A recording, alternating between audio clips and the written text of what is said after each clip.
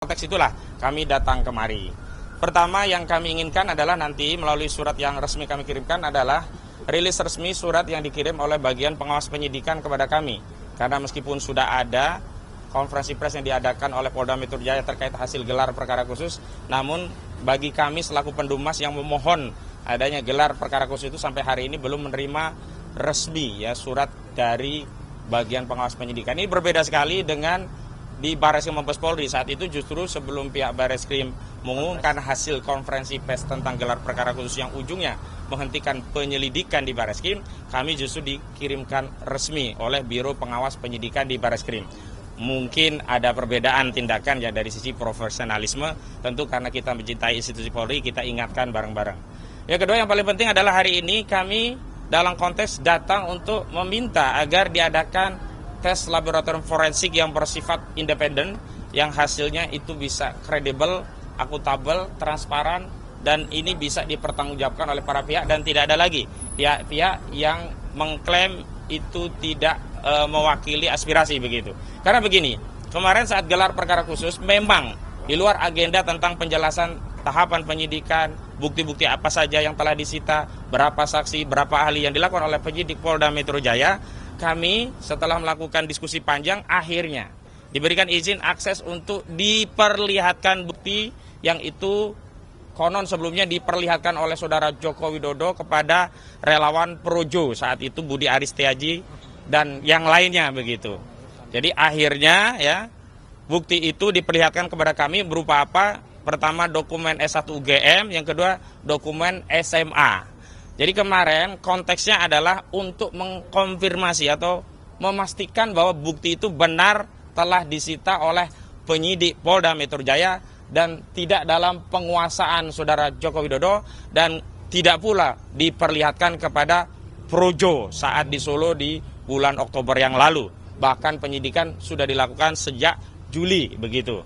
Nah selanjutnya kami ingin meluruskan framing di tengah masyarakat seolah-olah dengan ditunjukkan bukti itu perkara menjadi selesai, seolah-olah itu adalah proses konfirmasi keasilan ijazah. Keliru.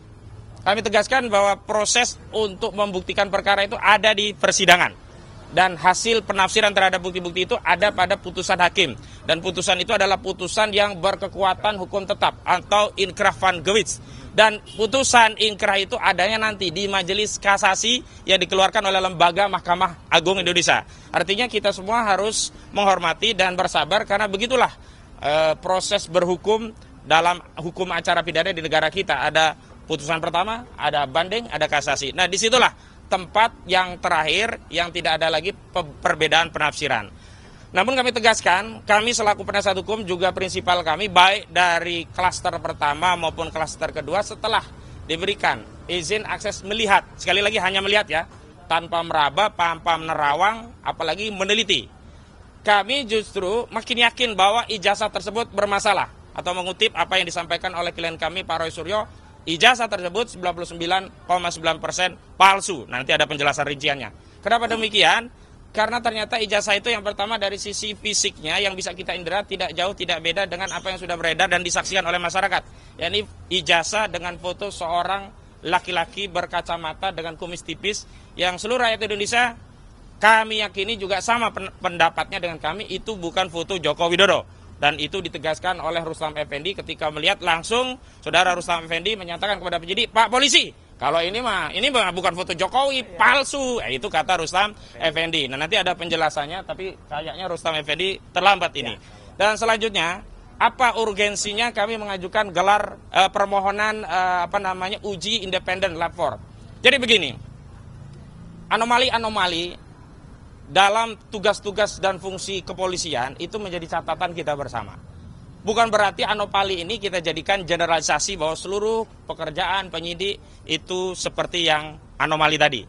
Tetapi kita ingin tegaskan bahwa setiap anomali, bentuk kasih sayang kita, rasa cinta kita pada institusi kepolisian, kita harus koreksi.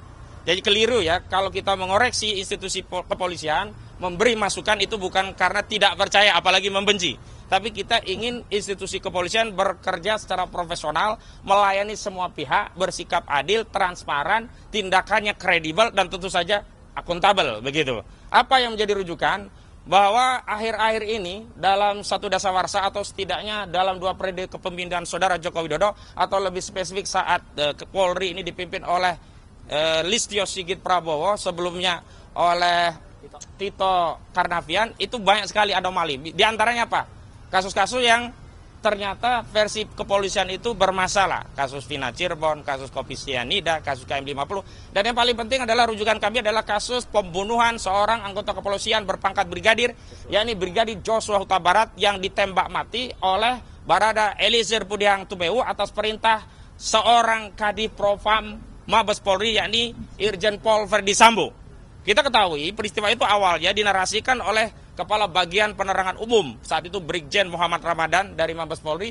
Itu peristiwanya adalah tembak-menembak. Dan sudah ada hasil forensik dari internal kepolisian melalui dokter di internal kepolisian, melalui proses autopsi di internal kepolisian. Hasilnya adalah itu tembakan dari peristiwa tembak-menembak. Tetapi apa? Setelah dilakukan pengujian secara komprehensif dengan pendekatan crime scientific investigation, ternyata setelah dilakukan forensik ulang oleh kedokteran Universitas Indonesia, hasilnya berbeda.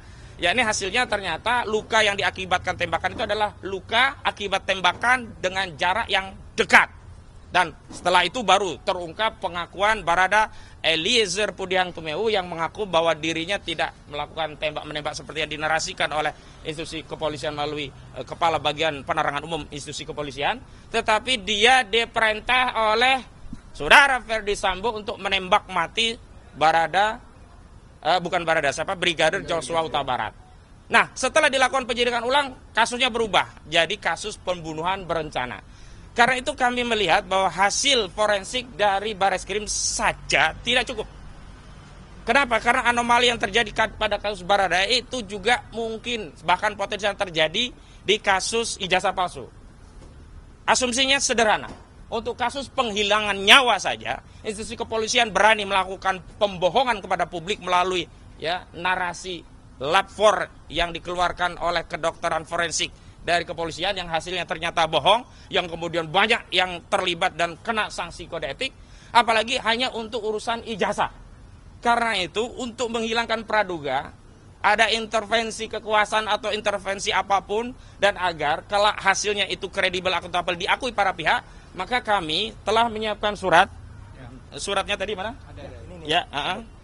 Telah menyiapkan surat yang isinya surat tadi permintaan untuk melakukan apa yang kami sebut sebagai uji lab 4 independent. Dan di mana atau siapa yang kemudian kami usulkan, setidaknya ada 2 institusi yang kami usulkan bisa melakukan uji lab independen ini. Yang pertama Badan ini suratnya ya, nanti akan kami kirimkan, tolong dipegang Gafur. Jadi yang pertama adalah BRIN, Badan Riset dan Inovasi Nasional. Yang kedua Laboratorium Forensik Universitas Indonesia. 2 pilihan ini bisa diambil oleh penyidik siapa yang akan ditetapkan sebagai institusi untuk melakukan uji lab yang sifatnya independen. Lalu ada yang bertanya tentang apa dasar hukumnya, hukum acaranya. Memang benar di dalam KUHP tidak diatur adanya uji lab 4 yang sifatnya independen. Sebagaimana dahulu tidak diatur bagaimana kepolisian melakukan uji ulang lab 4 berkaitan dengan otopsi ijazah Brigadir Joshua Huta Barat. Artinya ini pembunuhan ya. Artinya 2 kasus ini bisa menjadi kasus Brigadir Joshua Huta Barat bisa jadi referensi. Ternyata ada preseden sepanjang kepolisian ada kebijakan untuk melakukan itu dimungkinkan karena segala tindakan dalam proses penyidikan itu semuanya ada pada wewenang penyidik, yakni institusi kepolisian.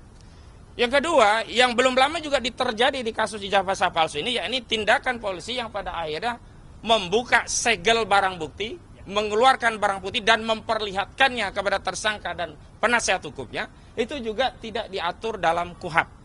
Bahkan bisa dikatakan bertentangan dengan KUHP, terutama ketentuan pasal 39 junto pasal 44 ayat 1 KUHP, yang itu sebelumnya juga sudah disampaikan kepada penyidik tentang kerisauannya, kegalauannya, apakah akan dibuka, diperlihatkan atau tidak. Tetapi setelah ada kesepakatan dan atas arahan saran dari ombudsman, penyidik akhirnya mengambil kebijakan untuk menunjukkan barang bukti meskipun tidak diatur dalam KUHP.